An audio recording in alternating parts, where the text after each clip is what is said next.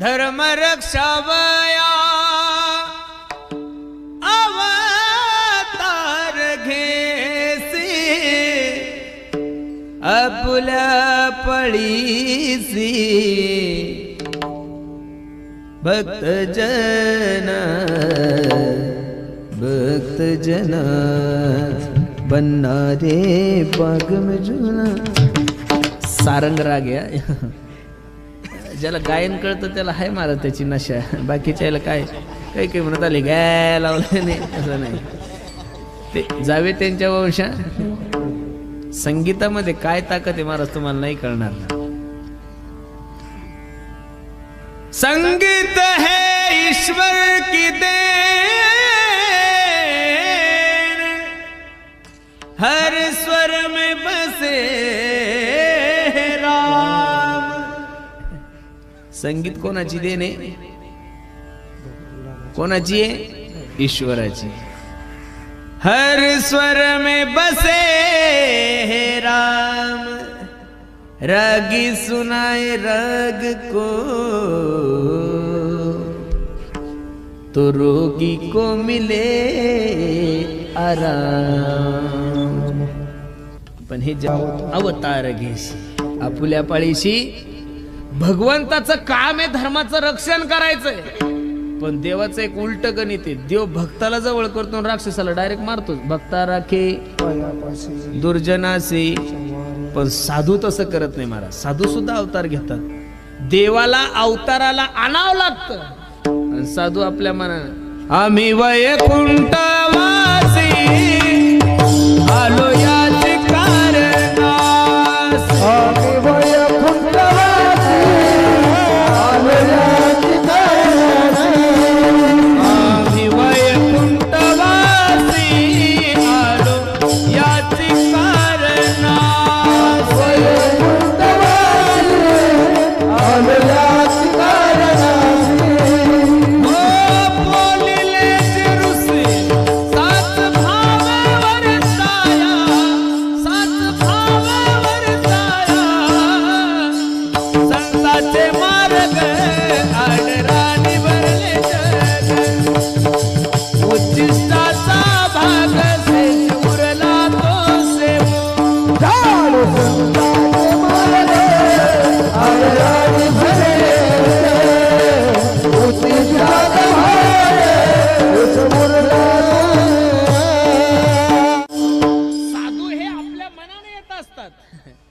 त्यांना आणायची गरज नाही. घेईन मी जन्म.